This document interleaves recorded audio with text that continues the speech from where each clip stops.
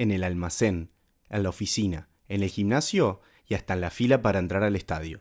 Todos se preguntan, ¿cómo viene la cosa? Un podcast de análisis político.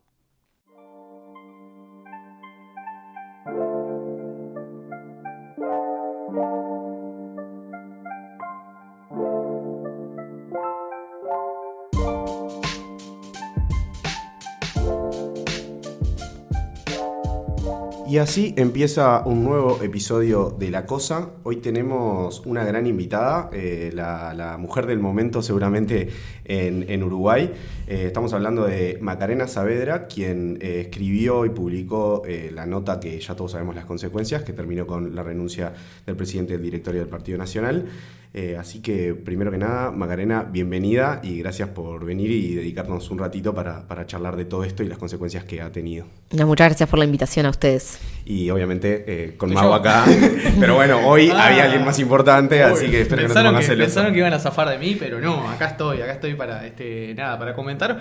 Estuvo bueno porque hasta el miércoles a la tarde, con Farla estábamos, ¿de qué hablaremos en este episodio de La Cosa? Está medio quieto, dijimos, no, viste que Orsi dijo que el país se cae a pedazos, bueno, sí, podemos comentar de eso. Y por suerte Macarena nos hizo tremendo favor. No, la verdad que sí, a todos los programas, a todas las cosas que se dedican a la política, le diste un bombazo. Se está dando de comer a todos, Macarena, sí, antes que nada, muchas gracias. Y revolucionaste un poco las redes junto con el equipo que hiciste, me imagino, de investigación, pero bueno, vamos a ir entrando. Primero que nada, ¿cómo fueron tus últimas horas? Estas 24, 48 horas, y después entramos en la cronología de cómo se dio para la publicación de la nota, si te parece. Dale, bueno, las últimas 2 horas fueron un torbellino, así como también lo fue para la interna del Partido Nacional y para el sistema político en general.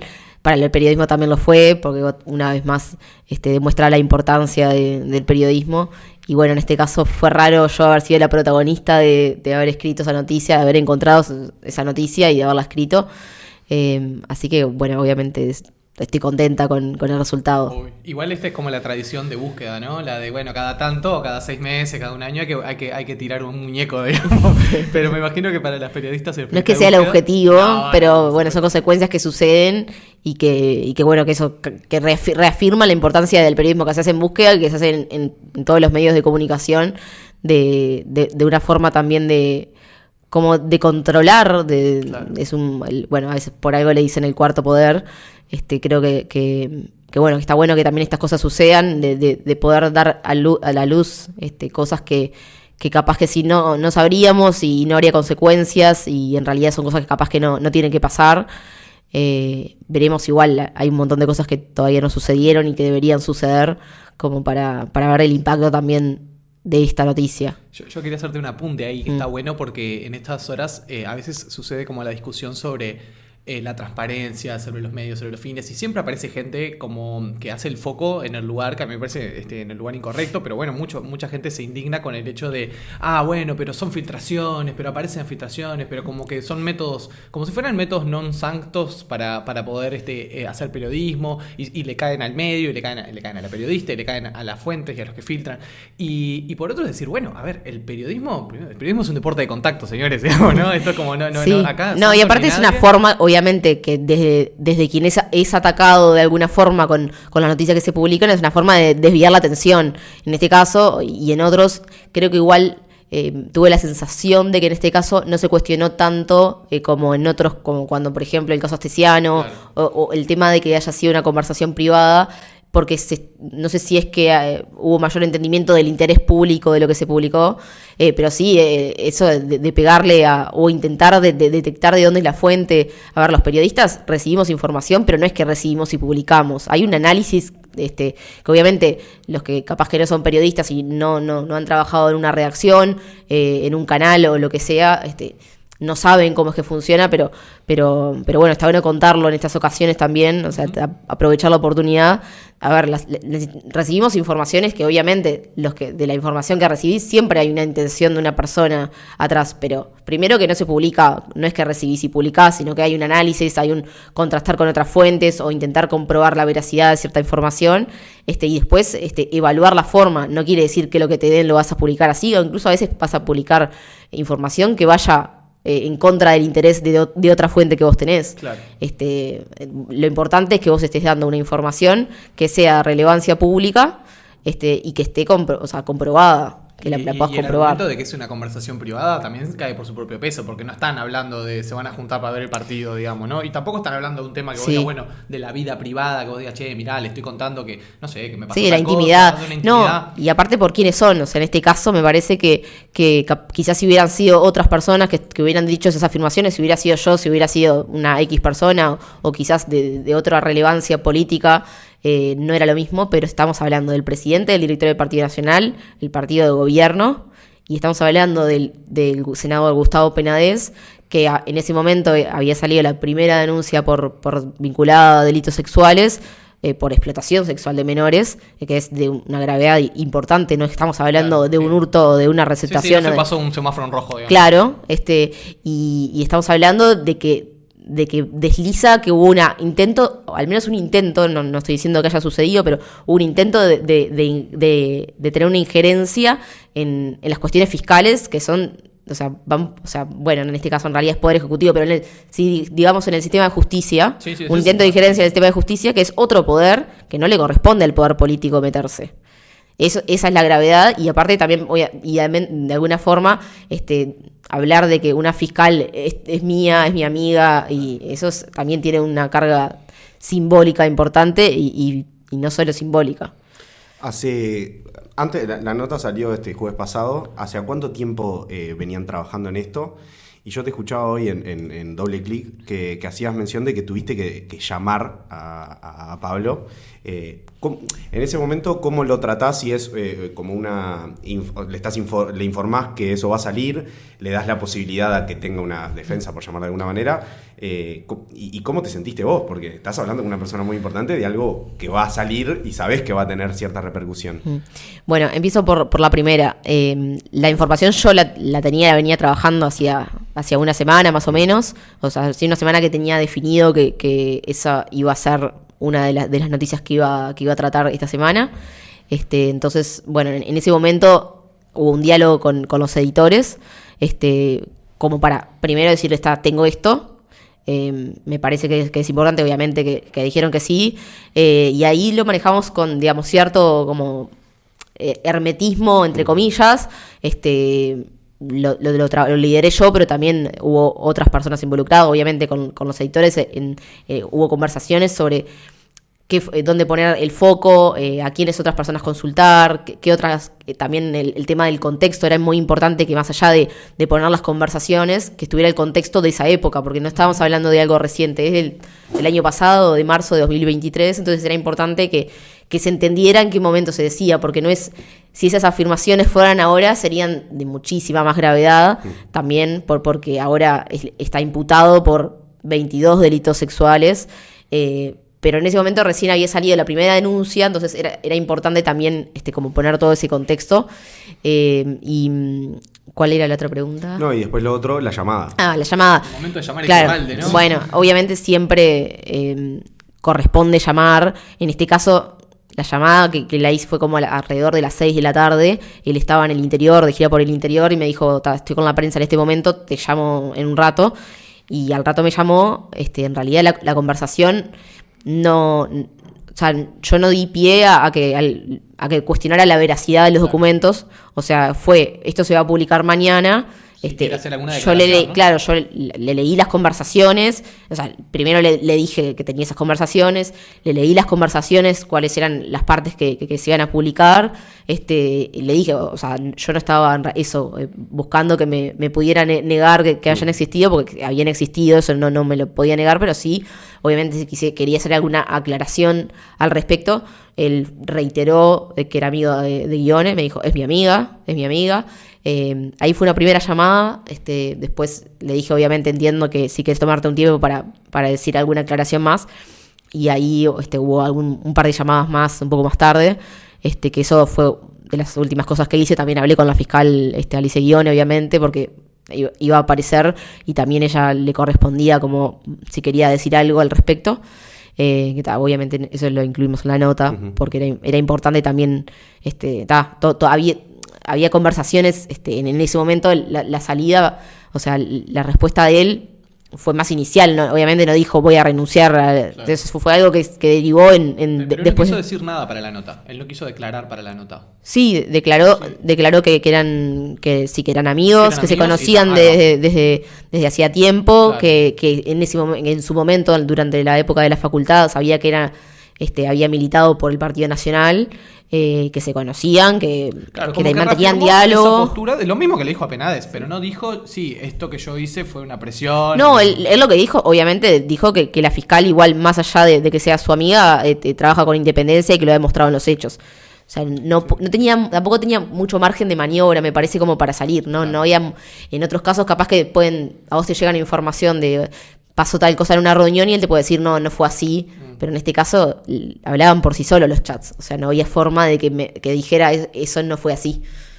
Qué brutal, me imagino tu estado emocional estos días. Lo otro que ya esto no es tanto como pregunta, sino cómo, dependiendo de qué lado afecte algo que sale de la prensa, es la postura que toman, ¿no? Porque quienes hoy, quizás más gente del Frente Amplio, de esos sectores, se embanderan con la reivindicación de la libertad de prensa, y si esta información, que puede suceder, porque realmente puede suceder, fuera al revés, estarían es como que solamente depende a quién afecta si se defiende o no el periodismo. Es una postura muy de los políticos. Sí, y siempre hay teorías conspirativas, siempre hay un pensamiento de están todos los periodistas operando, o este opera para tal, este opera para tal. Me parece que lo importante como periodista, siempre obviamente pueden haber excepciones, pero en mi caso y en la mayoría, lo que hacemos es intentar ser lo más objetivos posibles. Y en mi caso yo he publicado noticias que afectan en su momento al Frente Amplio cuando era gobierno, ahora a la coalición. O sea, no va por quién está en el gobierno. Claro. Lo importante es dar una información que sea de relevancia pública. Obviamente sí, salen un montón de noticias también vinculadas en este momento al gobierno, porque es el gobierno, claro. Y porque hay que también ejercer un control sobre ciertas cosas que se hacen, informar sobre obras, sobre decisiones que se toman, y eso tiene sentido también, porque no tampoco es que vos te pones en rol de defensor de nadie. O sea, vos lo que estás defendiendo es las cosas que suceden, que la gente pueda saberlas y que las pueda saber con la verdad y la forma más objetiva posible.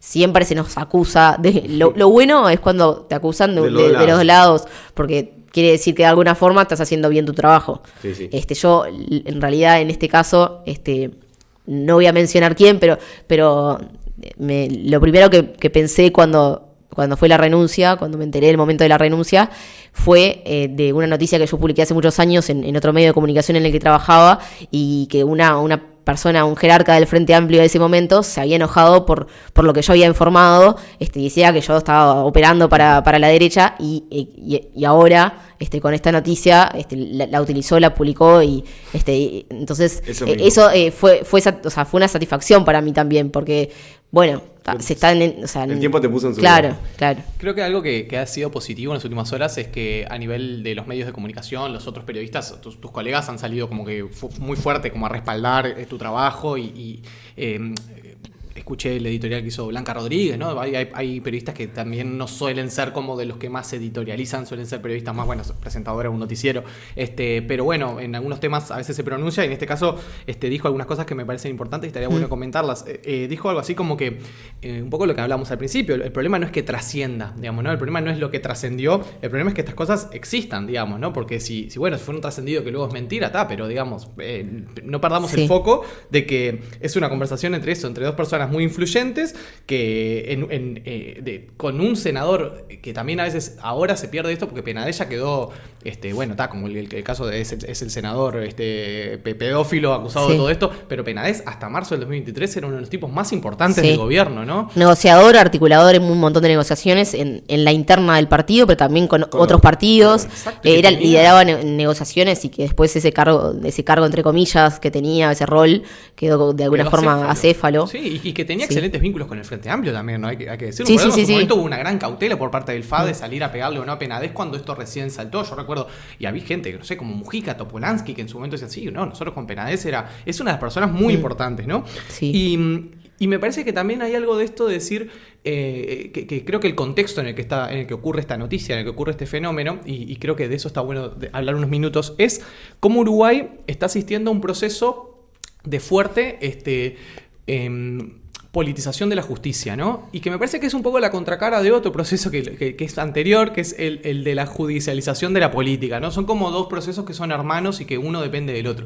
Nos referimos, en primer lugar, judicialización de la política es cuando viene pasando, como viene pasando en las últimas décadas, que cada vez más hay temas políticos, discusiones sobre si una política pública fue buena o mala, o discusiones sobre si una decisión que tomó un jerarca fue buena o mala, que terminan los políticos intentando que eso se dirima a la justicia, ¿no? En vez de dar el debate en los ámbitos políticos, en vez de decirle, señora Carolina Cose, delante de la arena es una porquería por esto, esto y esto, y dar razones políticas, se intenta judicializar, se intenta que sea un juez el que determine que ahí se cometió un delito. Creo que un caso paradigmático fue todo el caso Sendik, ¿no? Que había mucha cosa ahí, o la enorme mayoría del problema era político, pero se judicializó hasta el punto en el cual teníamos, ver si se había o no comprado un colchón, si se había o no comprado un short de baño. Pero me parece que esa era la primera parte del problema, ¿no? El problema de la judicialización de la política. Pero ahora asistimos como que la contracara de eso es que cada vez más los actores políticos desconfían profundamente de las instituciones judiciales. O sea, es como que tenemos partidos que históricamente en Uruguay, que es un sistema partidocrático, los partidos, por ejemplo, siempre sospecharon de los periodistas, ¿no? Con los periodistas esto es histórico, porque la prensa en Uruguay surgió ligada a los partidos. La prensa en Uruguay no surgió independiente, surgió, los diarios, los primeros diarios eran o anarquistas o socialistas o del Partido Colorado o del Partido Nacional. Entonces, históricamente, los periodistas quedaron como ese lugar de la sospecha. Y esa sospecha también la tenemos los politólogos, sí, ¿no? Y también hay un tema de que muchas veces se piensa de que porque los dueños de un medio de comunicación sean de tal partido o sean un grupo económico o sean de tal partido, claro, esté vinculado a tal partido, o tengan personas o familiares vinculados a tal partido, se piensa que los periodistas van en esa línea editorial, y no es así. O sea, los periodistas, los dueños de los medios, por suerte estamos en un país en el que la censura no es como sucede en otros países donde bajan línea todo el tiempo. O sea, los periodistas hacemos el trabajo y bueno, podrán quejarse, los dueños podrán quejarse y todo, pero por suerte se sigue defendiendo el trabajo periodístico. Y no están en el día a día de las editoriales diciendo este tema sale, este tema no sale. Capaz que después viene una llamada y bueno, y también es el laburo de los editores, los directores, bancar la toma y defender a sus periodistas.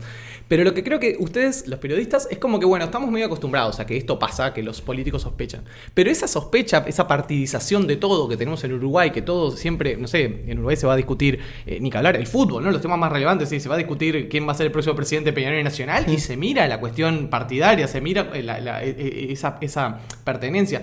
Y esta partidización de la sociedad, que creo que es un fenómeno bien uruguayo, ha llegado a la fiscalía, ¿no? Y es algo que es relativamente nuevo, porque a ver, ustedes son unos pebetes, son jóvenes, pero yo tengo 30 y pico. ¿Vos qué edad tenés? No, yo tengo 29, no soy 29, tan chica. Yo 25, yo soy el niño. Ustedes son más jóvenes que yo tengo 34. Bueno, ustedes que son jóvenes, no recordarán tanto para atrás, pero yo que ya hace 20 años que más o menos sigo la política, digo, yo nunca en mi vida había escuchado el nombre de fiscales. No se sabía en el Uruguay. Bueno, igual eso tiene que ver con un cambio que hubo del Código del Proceso Penal del 2017 que le dio un rol más preponderante a la fiscalía, y los jueces quedaron como mecanismo de control. Entonces, antes se hablaba mucho de los jueces, los fiscales es verdad que tienen un protagonismo en las investigaciones y sí, yo creo que igual también hay una cuestión ahí que también mezcla, que por más de que sean dos poderes independientes, en el caso de la Fiscalía forma parte del Poder Ejecutivo tangencialmente, pero forma parte del MEC.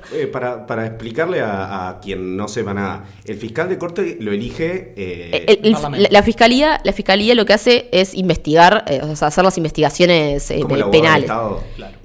La Fiscalía es un servicio descentralizado. O sea, ¿eso qué quiere decir? Que la Fiscalía forma parte del Estado uruguayo, se vincula con el Poder Ejecutivo a través del Ministerio, que es el Ministerio de Educación y Cultura. Eso es así, eso en algún momento va a cambiar porque es un pelotazo. Quedó armado así, quedó como un servicio descentralizado que se vincula a través del MEC. Pero con el cambio, como bien decía Macarena, con el cambio del 2017, cambió el rol de los fiscales. Antes los fiscales tenían un rol mucho más acotado. Los fiscales solamente acusaban, hacían la acusación. Y los y los jueces eran los que investigaban. Claro. Ahora los fiscales hacen todo. Los fiscales realizan la investigación, piden que la policía vaya a allanar tal lugar y ahí la justicia tiene que autorizarlo o no, piden a la policía que vayan a detener a tal persona, tienen, o sea, equipos acotados, pero tienen equipos que hacen las investigaciones y después son los que, frente a la justicia, presentan una acusación contra la persona. Después hay una persona que es acusada de un delito, por ejemplo, Gustavo Penades. Gustavo Penades fue al frente de la justicia en un juzgado. Por un lado está la fiscalía con su teoría del caso y con su, no hubo acusación, pero con su pedido de formalización de la investigación para que empiece la investigación, y ahí está Penades con su equipo de abogados. Y las víctimas aparte. Y las víctimas son una tercera parte. Pero bueno, yo creo que hay un tema, más allá de que pusieran, por ejemplo, si pusiéramos a la fiscalía como parte del sistema de justicia, no forma parte del Poder Judicial, pero forma parte como un sistema de justicia, pero hay un tema que es que el poder político sí tiene injerencia en el tema de los recursos, y es algo muy importante, porque, por ejemplo, ahora estaba mirando, justo salió el presidente Luis Lacalle Pou a hablar sobre eso, y siempre se ha hablado del tema de la velocidad de las que van algunas causas, algunas van a 180 kilómetros por hora, otras van más lentos. Sí, pero hay para mí un ejemplo que es clarísimo del tema de los recursos. Los fiscales se vienen quejando, y el Poder Judicial también, pero la Fiscalía se viene quejando al poder, van al Parlamento a pedirle recursos para crear fiscalías, para tener más recursos humanos, para tener un montón de cosas para mejorar el sistema. Y se ha negado en muchos casos. Han tenido que, incluso, el fiscal de corte, Juan Gómez, que ahora está licencia médica. Que está de licencia médica, también. Primero le voy a decir de los recursos y después voy para ese lado, pero el tema de los recursos es muy importante, porque el poder político se queja de que las investigaciones, algunas más lentas, otras más rápido, pero pues al momento que tienen que votarle los recursos para que puedan mejorar esas investigaciones, no están. Entonces ahí hay como un doble discurso, porque por un lado digo que quiero que funcione bien la justicia, pero no le doy lo que me está pidiendo para poder hacer eso bien. Y un ejemplo es que la Fiscalía, por ejemplo, de lavado de activos, no tiene un contador propio. Es cierto que se creó hace no mucho la Fiscalía Especializada, pero ese es un ejemplo clarísimo. Como una Fiscalía de lavado de activos, que lo que se encarga es de analizar datos y analizar, tiene que pedirle a otro organismo que colabore con un contador para... Eso es un poco insólito que eso suceda, pero así hay un montón de ejemplos. O sea, los fiscales tienen 400 casos, la fiscal Guione, que está investigando el caso Penades, o la fiscal Sabrina Flores, que investiga el caso Astesiano. Tiene N casos más. Claro. Entonces no es que están dedicadas 100% de sus días a un caso. Había algo que empezaban a explicar hace un ratito, que también quedó ahí, que era como sobre el funcionamiento de fiscalía, que era el tema del fiscal de corte, ¿no? Que esa es una figura que cambió la forma de designación, que hoy en día también se requiere una designación con mayorías especiales en el Parlamento. Sí. Por un periodo de 10 años se designa un fiscal de corte. Que todo eso tiene que ver con que se busca que sea una figura, justamente, que no sea una figura partidizada, que no responda a un solo gobierno, en un solo periodo de gobierno, que sea una figura que reúna cierto consenso. Hay que recordar que el último fiscal de corte que tuvimos electo por el Parlamento fue Jorge Díaz, que fue una figura que despertó enorme polémica, Jorge Díaz, porque bueno, si bien en su momento lo designan todos los partidos, enseguida los partidos tradicionales, blancos y colorados en ese momento, y luego mucho más los cabildantes, siempre sospecharon de Jorge Díaz como que era un fiscal que era un fiscal de izquierda, que tenía un pasado en el Frente Amplio. Bueno, le acusaban que de joven había militado en los JC. Y bueno, y aparte Díaz llevó adelante toda la reforma del proceso, justamente el nuevo código del proceso, que hace esto que vos decías, Maca, de que los fiscales lleven adelante mucho más parte de la tarea judicial, y eso los vuelve figuras mucho más relevantes, mucho más públicas, y se vuelve también para los políticos mucho más riesgoso caer, entre comillas, en una fiscalía adversa, ¿no? Entonces está como esa lectura de decir, ok, los fiscales, un fiscal favorable te puede ayudar en el sentido de que haga una persecución mucho más firme contra un rival político y que haga una persecución mucho más laxa contra un aliado político, ¿no? Si yo soy el gobierno y cae una causa de un político propio, espero que ese fiscal, bueno, que investigue más o menos, que investigue hasta ahí nomás, que no sea demasiado incisivo en la investigación y que de repente esa investigación no llegue a buen puerto. Y si le cae a un miembro de la oposición, se espera que ese fiscal le dé con todo, revuelva hasta abajo de las piedras, lo que sea. Pero bueno, todo eso es nuevo en nuestra política. Y algo que yo quería decir sobre eso es que también en Uruguay hay cosas en las cuales no tenemos como transparentadas ciertas prácticas. Porque, por ejemplo, en Estados Unidos, que es el país donde del cual tomamos el modelo el modelo acusatorio que tenemos ahora, del cual estamos tratando de adaptar, está transparentado esto. Está transparentado en el sentido que los fiscales son electos. Son figuras, por supuesto que tienen que ser abogados, tienen que tener una expertise técnica, tienen que tener conocimiento, pero el fiscal general de la nación, lo que sería nuestro fiscal de corte, es un cargo político. Se elige, o sea, el fiscal general de la nación más famoso que tuvieron en Estados Unidos era el hermano de Kennedy. En su momento, Bobby Kennedy, que llevaba adelante buena parte del trabajo del gobierno, era un integrante más del gobierno, electo por la ciudadanía. Los fiscales compiten por ser electos en sus distritos. Vieron con las películas de abogados y detectives, siempre es, el fiscal dice, no, pero para que si se me cae este juicio, si no ganamos este juicio, no me puedo presentar a la reelección. Un fiscal dice eso, porque son figuras políticas, está transparentado que son figuras políticas. En Uruguay quedamos como a mitad de camino, adoptamos el modelo yanqui, pero no transparentamos esto, entonces queda como... Y ya tenemos otro problema ahí, más allá de no transparentar eso, que es que después de la renuncia de Jorge Díaz, que ya fue en octubre, si no me equivoco, de 2021, o sea, ya van un montón de años, ahí entró Juan Gómez, que en ese momento era el adjunto de corte, por cómo está dispuesta la legislación, quedó él. Y él desde un inicio planteó que el Parlamento debía votar un fiscal de corte definitivo. Claro. Y el Parlamento nunca llegó a esos mayorías especiales que se precisan para nombrar a nadie, y se mantuvo en este cargo interino.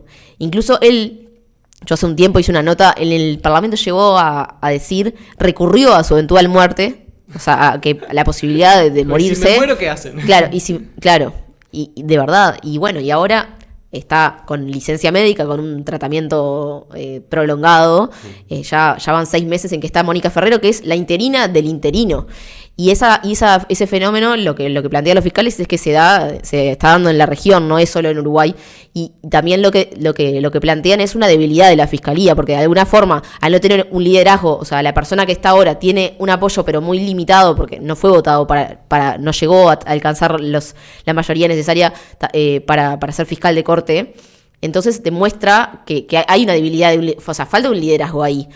Ferreiro está en un cargo interino del interino, y obviamente tampoco sabe hasta cuándo va a estar, porque desde que empezó se renueva mes a mes. Ajá. Entonces hay decisiones quizás más a largo plazo que obviamente, si yo estuviera en esa posición, quizás no me animaría a tomar decisiones a largo plazo, porque me sentiría en un lugar en el que no tengo, o sea, no me corresponde estar. Además, el fiscal de corte tiene un doble rol, porque cumple el rol jerarca administrativo, o sea, es el jefe de los fiscales, entonces administra, es el que sanciona o promueve o los cambia de lugar, eso es muy importante, pero también es parte de la política criminal, porque la fiscalía tiene una política pública de...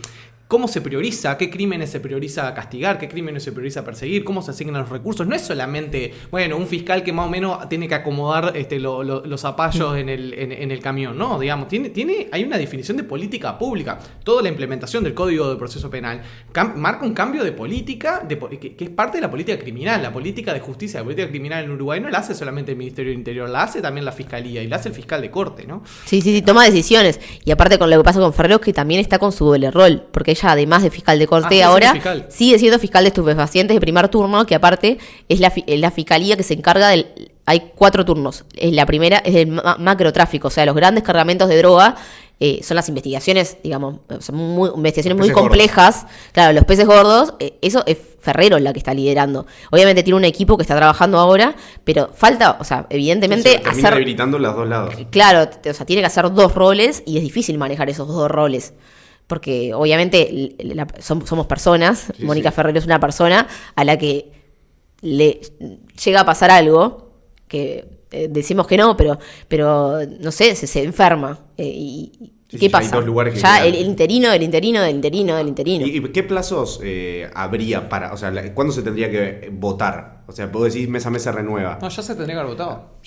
¿Y no hay un plazo en el que los interinatos se deberían terminar? No. Es como la Corte Electoral, es como todos los Creo que no se pensó nunca que se iba a estar en esta posición, claro. Hay muchos organismos en Uruguay que para su renovación requieren de mayorías especiales, y que si no se llega a las mayorías especiales no se renuevan y queda la misma gente. Por ejemplo, nosotros ahora tenemos la Corte Electoral, que viene de la época del gobierno del Frente Amplio, porque nunca se pudo la mayoría especial para renovarla. Bueno, hoy por ejemplo el presidente del gremio de fiscales, William Rosa, lo entrevistamos en Doble Clic en la radio, y él decía, nunca se alcanzaron las mayorías acá ni en otros países, quizás hay comodidad con eso, con que haya una persona interina. Quizás tiene menos poder. Quizás ¿no? hay conveniencia, claro. Hay una propuesta en la vuelta que un colega mío, el Fito Garcés, también que escribe En Búsqueda, lo escribió también en su momento en febrero, que hablaba de que, bueno, una propuesta que podía destrabar esta situación de la enorme partidización que están teniendo la Fiscalía y la enorme esta desconfianza del sistema político hacia los fiscales, que era la formación de un triunvirato, digamos, de sacar, de no tener una figura tan poderosa, tan central, porque decir, bueno, si no hay una persona de consenso, distribuyamos entonces entre varias personas y que el gobierno ponga 2, la oposición ponga 1 y que al menos haya un mayor respaldo al accionar de un órgano más colegiado, que es como también seguir la tradición del Uruguay de que cuando no se puede resolver algo se coparticipa, ¿no? Como las empresas públicas, los servicios de igual ese planteo siempre ha surgido desde hace un montón de años, pero también consultando, digamos, a personas vinculadas, lo que dicen es que traería, en el caso de la Fiscalía, más burocracia, porque una cosa, por ejemplo, es la Suprema Corte de Justicia, que tiene para dictaminar ciertas cosas de inconstitucionalidades o cosas importantes, que la decisión no sea de una persona, quizás está bien, pero en el caso tiene que determinar la política criminal también, 3 personas, por eso, varios lo cuestionan por eso, porque bueno. Sí, otro cuestionamiento claro. Es que también es como cristalizar este problema de la partidización. Es como decir, en vez de resolver el problema de la partidización y decir, no, hagamos algo para fortalecer la legitimidad de la Fiscalía y que todos los actores se sientan, digamos, seguros con cómo la Fiscalía trabaja, que eso vendría más por el lado que vos decías antes, de darle recursos, de profesionalizar, de que sea técnicamente sólida. No, como lo que hacemos es decir, asumimos que esto es un problema, entonces lo convertimos en un botín político y asumimos que va a haber 2 fiscales pro gobierno, un fiscal pro oposición y que todas las decisiones van a depender como de cómo se forme la mayoría. Es como, son las 2 caras de la misma moneda. Lo que pasa es que también, de alguna manera, esto se tiene que resolver, porque desde muchos actores muy relevantes de gobierno, hay senadores connotados, no sé, Manini Río, Graciela Bianchi, senadores de gobierno, que se pasan constantemente, digamos, en sus redes sociales, en sus alocuciones públicas, hablando en la Cámara de Senadores, haciendo constante referencia a la partidización de la Fiscalía, diciendo que el problema es que la Fiscalía está llena de personas de izquierda, de frente amplista, de comunistas, y que ese es el problema, ¿no? Y eso también, trae 2 cosas, me parece. Por un lado, un cuestionamiento y un descreimiento quizás del sistema político en general, y también de cómo funciona el sistema. Porque una cosa es que los políticos digan que tienen cierto poder y otra cosa es que eso sea real, pero se genera un manto de duda de si de verdad tienen injerencia en las decisiones de fiscales, que no está bueno para el sistema, para la democracia uruguaya en general, que haya una duda de si el poder político de verdad tiene injerencia sobre las decisiones fiscales. Sí, creo que históricamente es gravísimo. Con el tema de los jueces ya pasaba, ¿no? Porque uno sabía, bueno, te podía tocar una jueza, no sé, si estabas en una causa, un problema que tiene que ver con violencia de género, no es lo mismo si te toca una jueza feminista, reconocidamente feminista, que va a aplicar la ley de cierta forma, o si te toca un juez que no tiene una perspectiva de género, esa mirada. Eso como que ya se sabía. Sí. Pero lo que no está bueno es cuando que ha sucedido en las grandes causas de estos últimos años, pero ha sucedido siempre, es los políticos intentando eso, más allá de este caso que salió ahora de Iturralde, de intentando como ingerir en el trabajo intentando meterse en el trabajo de los fiscales, ¿no? De cómo trabajan ellos y de cómo lideran las investigaciones y a qué velocidad, porque hay un montón de cosas que son reservadas de las investigaciones que no se saben, capaz que están avanzando, y lo mejor es no conocer cómo están avanzando. Si supiéramos cómo estaban avanzando las causas no tendría mucho sentido. Entonces, que los políticos salgan a hablar del trabajo de los fiscales o de los jueces que van por otro carril, genera ahí como una mezcla entre las 2 cosas, sí, que no tiene un impacto positivo. Yo creo que es sano en una democracia que después que hay resoluciones, que sí, que haya una opinión, que la gente pueda decir, no, mirá, en Uruguay somos 3 millones de directores técnicos, mirá si no vamos a ser 3 millones de constitucionalistas, ¿no? En Uruguay se resuelve un recurso de inconstitucionalidad y todo el mundo dice, no, pero a mí me parece que esto, me parece aquello, y a mí me parece que eso es sano, eso habla bien de la democracia uruguaya, está bien que, las resoluciones, las sentencias de los jueces son públicas para ser discutidas, uno puede leerlas y puede entender una parte y puede decir, no entiendo por qué dice esto, y que los políticos puedan criticar. A mí eso, yo no veo que ahí esté el problema. El problema es, como vos decís, es por ejemplo, la designación, en este caso hubo algo concreto, que es que la causa Penades le tocaba a otra fiscal, le tocaba a Mariana Alfaro, y Mariana Alfaro recusa, digamos, dice que ella no estaba de turno en ese momento, no sé qué, pero Iturralde se atribuye a que eso es por obra suya, digamos, ¿no? A que Alfaro no toma la causa por obra suya y que la toma Alicia Gione, que iba a ser una fiscal favorable a él porque es su amiga, porque es blanca, y empieza a nombrar causas en las cuales Alicia Gione supuestamente favoreció al Partido Nacional. Las dice con nombre y apellido. El caso de la violación de una chiquilina en el día de la fiesta de festejo de la LUC, los casos de Moreira y de Cacho Vidalín en Durazno. Bueno, ahí hay algo realmente grave, que no es criticar a un juez, que no es criticar una resolución, ¿no? Es como tratar de decidir desde el vamos. Un inciso que quiero hacer desde el lado más como de sentido común. Hay un tuit de Iturralde de 2022 que termina con la frase: estaba acusando al Frente Amplio de que pretenden elegir quiénes son sus fiscales. Hasta me parece poco inteligente exponerse, porque lo hacen todo el tiempo los políticos, exponerse a declaraciones que, oye, el archivo no precisás ni investigar ni ser periodista, es simplemente Twitter te ofrece, Twitter y las redes sociales, hay una lupita, pones las palabras textuales y te aparece de fiscal. Te aparece todo. ¿Y cómo se siguen, les quiero plantear a ver qué opinan ustedes, cómo se siguen regalando de esa manera? Y si es porque realmente creen que no va a haber consecuencias, o están en una velocidad de que pasan tantas cosas que, bueno, dicen, tiran, sí, pasa. Y ya sigue a la siguiente y como que no va a tener consecuencias eso. ¿Qué opinan ustedes? Porque acá literalmente está diciendo lo que terminó haciendo él.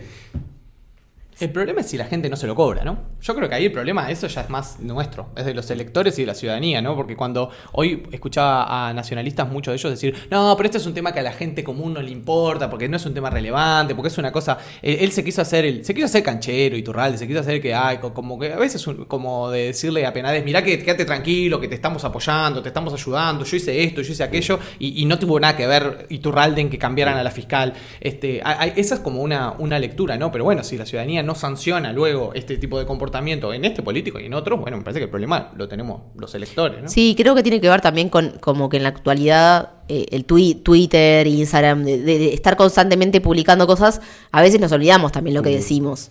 O sea, nos pasa a todos. O sea, yo puedo... Primero que podés cambiar de opinión, pero claro, ahora queda más en evidencia y se están buscando esas cosas. Entonces, sí, obviamente, y también con las diferentes causas que se han investigado en los últimos años ha pasado de que si investigan bien una cosa y condenan, después, si me toca a mí, no me sirve. Sí. Que bueno, pero eso creo que es parte de lo que está pasando también ahora y de eso que planteabas de como la politización. Uh-huh. Que obviamente que no está bueno que suceda, porque aparte también es un problema para las personas que denuncian, porque la gente, lo que pasa es que se genera un descreimiento en la justicia o en el sistema de justicia, y yo si soy una víctima de un delito y después sé que me genera dudas de cómo vayan a actuar o quizás puede tener un impacto en las personas en que crean o no en la justicia, y eso no está bueno. Sí. Porque no debería generarse ese cuestionamiento a cómo operan o cómo trabajan. Cada uno debería centrarse en lo que tiene que centrarse.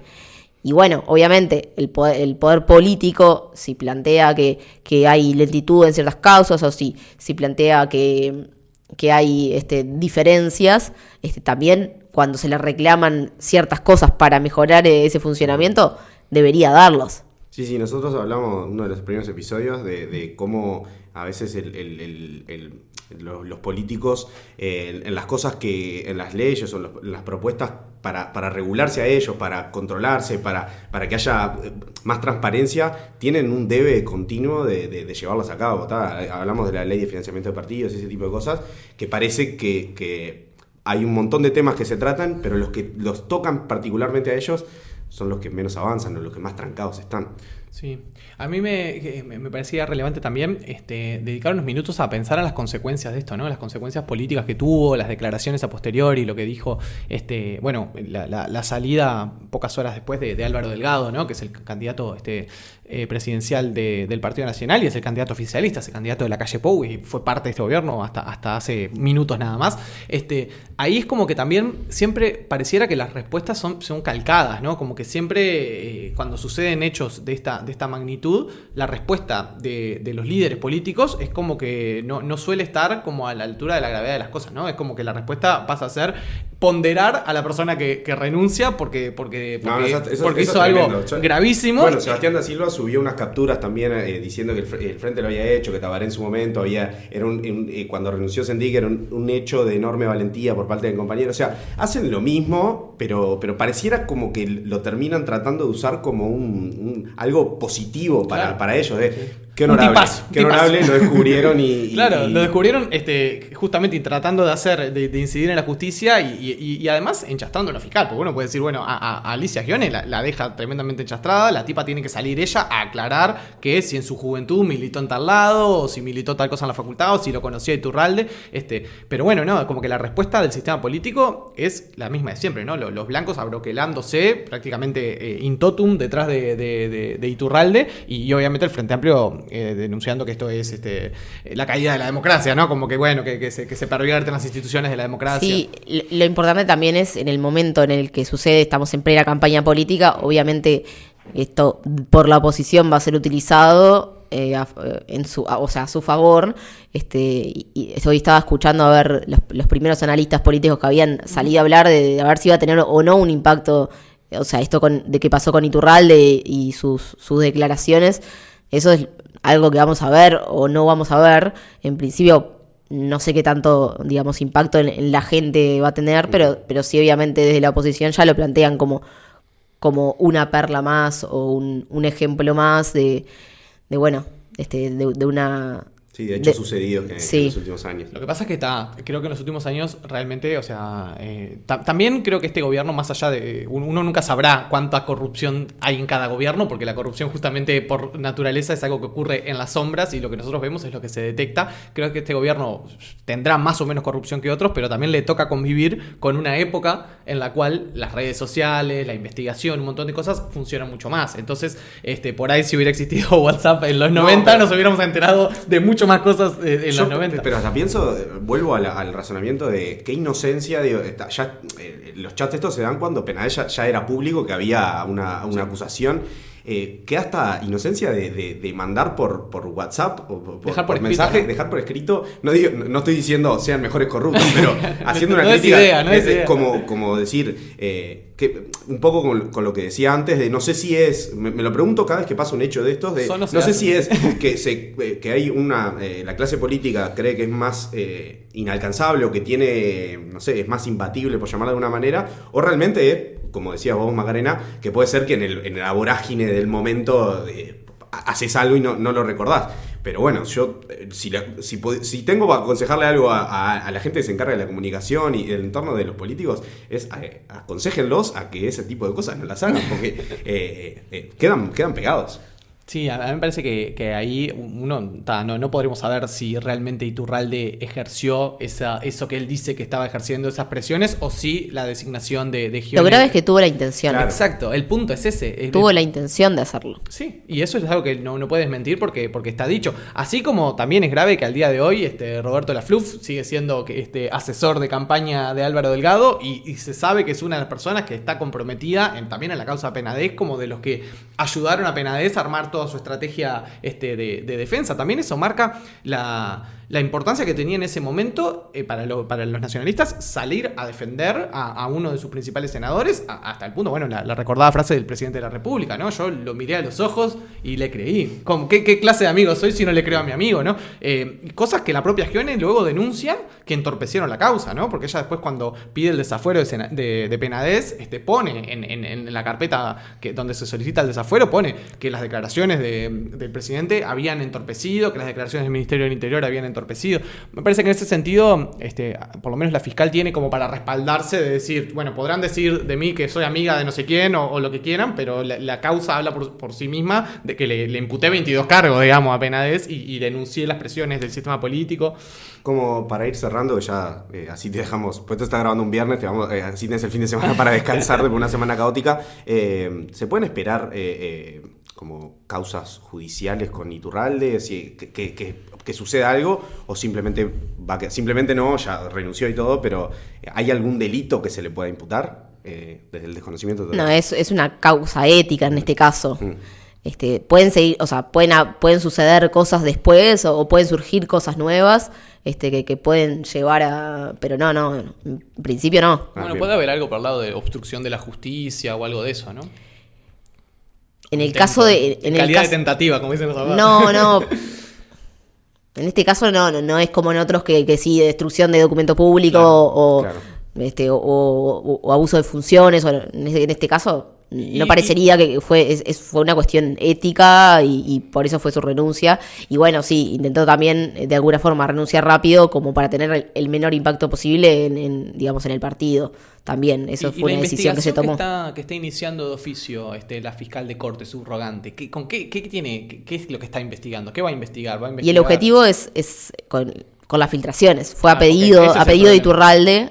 Él le pidió a Mónica Ferrero que investigara las filtraciones de estas conversaciones. Ahí hubo otro capítulo que es la cuestión de que la fiscal, Alicia Guione, el viernes pasado, o sea, hace una semana, había pedido, asuntos internos, se llevó unos celulares, porque la fiscalía tenía información del celular de Penaes encriptada. Claro. Que eso es algo que se está investigando. Y también es el tema de las filtraciones, bueno, es otra de las cosas que se va a investigar, de dónde se filtró la información.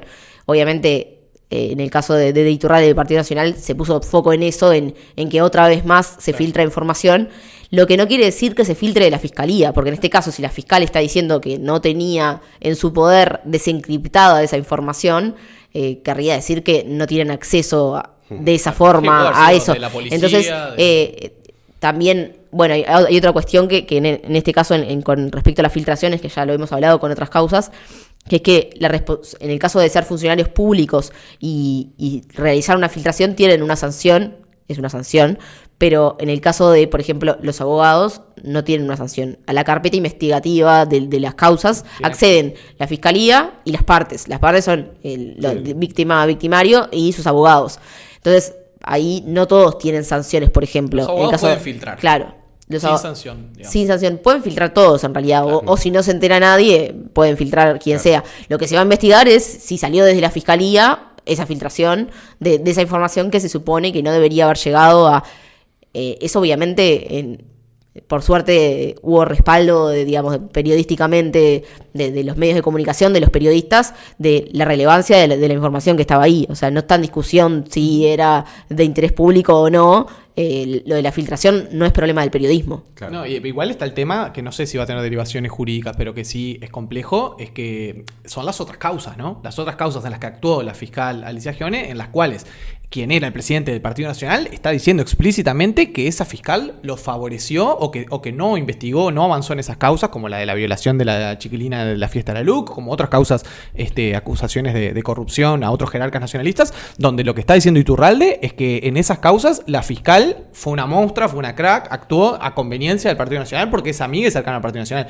Eso, por supuesto, es algo que hay que ver si jurídicamente se puede hacer algo, si se puede reabrir. También creo que ahí tiene que ver con las partes, ¿no? O sea, las partes involucradas, quienes hayan hecho en su momento esas denuncias o lo que sea, si quieren pedir la reapertura de esas causas, que en su momento fueron archivadas o no se avanzó en ellas por parte de esa fiscal. Ahí puede también haber derivaciones. Sí, los casos siempre, y suele suceder que se piden a veces revisiones de las causas y las toma otro fiscal y puede tomar la misma decisión o puede tomar otra decisión. Uh-huh. Lo que pasa muchas veces es que, por ejemplo, en el caso de lo de la fiesta, que creo que fue como la salida de Iturralde de decir que es una crack, que se portó bien con el tema de la fiesta de jóvenes nacionalistas donde se denunció una violación grupal. En ese caso... también toca otro tema, que es el tema de la dificultad de encontrar pruebas con los delitos sexuales. Claro. Porque en ese contexto, en un contexto de una fiesta, en un contexto donde había, no sé, cientos de jóvenes, que a veces hay alcohol de por medio, que la percepción... Hay una denuncia de una joven.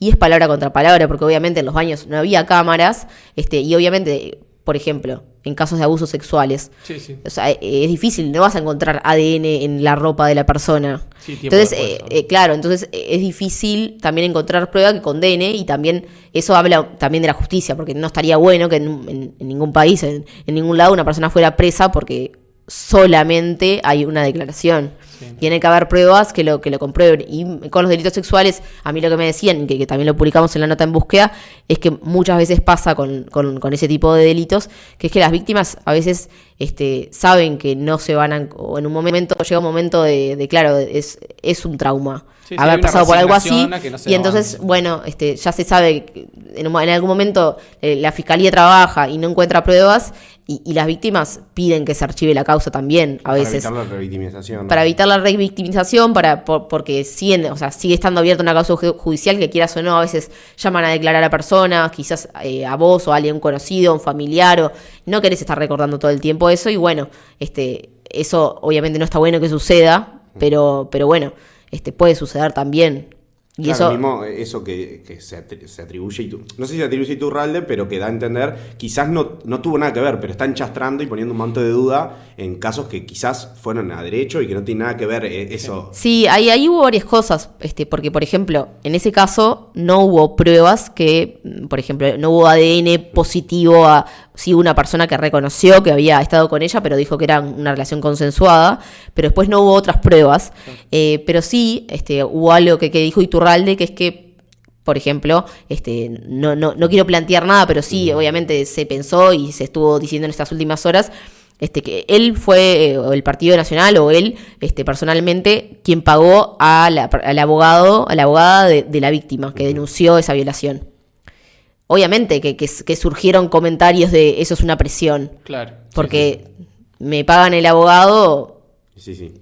Sí. Pero bueno, o sea, no es que estoy diciendo ni afirmando nada, simplemente que obviamente en esos casos es difícil a veces encontrar pruebas. Y también está bien que si no hay pruebas no sea condenada una persona. Claro. Sí, como para el cierre, pensar también en clave de justo de la campaña electoral, ¿no? Que esta campaña que estamos ya cerca de las elecciones internas, que luego sigue de cara a octubre, a noviembre y a mayo del año que viene. Pensar que los dos hechos más relevantes de esta campaña fueron dos casos de escándalo, de enchastre, ¿no? El caso Orsi, que se cerró de alguna manera hace algunas semanas, o bueno, no hemos tenido nuevas novedades al respecto, pero que bueno, que fue un caso tremendo de enchastre contra el principal candidato de uno de los partidos que tiene chance de ganar el gobierno, como el Frente Amplio. Y ahora ¿no? Yo creo que va a ser el segundo gran tema de esta campaña electoral. Y cómo, bueno, esto lleva a que la discusión por temas, la discusión por las cuestiones, los problemas graves del Uruguay y las cuestiones programáticas quedan en un segundo plano, ¿no? ¿Qué se puede esperar para el resto de la campaña electoral? Bueno, nada, como dejar planteado eso, decir, bueno, si va a ser una campaña donde de acá a octubre, noviembre y mayo lo que siga ocurriendo sean casos de este tipo, que bueno, que por suerte es muy importante que el trabajo periodístico y de otros actores hagan que se sepa la verdad de lo que ocurre, pero a la vez, en el marco de la campaña electoral, generan, yo creo que en la ciudadanía, en la persona común y corriente, puede haber interés, puede haber un poco hasta como de morbo, de saber qué pasó, qué lo que sea, o ganas de enterarse, pero a la larga generan como bastante desapego hacia la política, desconfianza hacia los políticos, desconfianza hacia los partidos, y bueno, justamente cuando hay algo así del orden de lo ético, tan reprobable como lo que hizo Iturralde, que bueno, podrá ser o no un delito, probablemente no, pero bueno, que a nivel de la ética de un partido deja muchísimo que desear, ¿no? Así que bueno, no sé, ustedes igual sigan destapando cosas, porque igual por lo menos es divertido. Bueno, Macarena, muchas gracias por habernos dado unos minutos una hora ya de tu tiempo. Obviamente estás invitada en un futuro cuando sea para venir a charlar de algo, así que nada, gracias y bueno, espero que te hayas sentido cómoda charlando y que tengas un fin de semana de descanso, por favor, que te lo mereces. Sí, voy a descansar seguro, eso seguro. Quedaste graduada en búsqueda, ¿no? En búsqueda después que sale alguna renuncia o algo, les hacen una fiesta o algo. Yo pensé que en búsqueda tenían como alguna cosa interna, de decir, bueno, a partir de ahora, después de que volteas algún muñeco, pasás a ser como senior o algo, ¿no? No tienen un bono o algo, nada. Bueno, una lástima. Bueno, y a la audiencia, muchas gracias por sintonizarnos y nos escuchamos y nos vemos la próxima.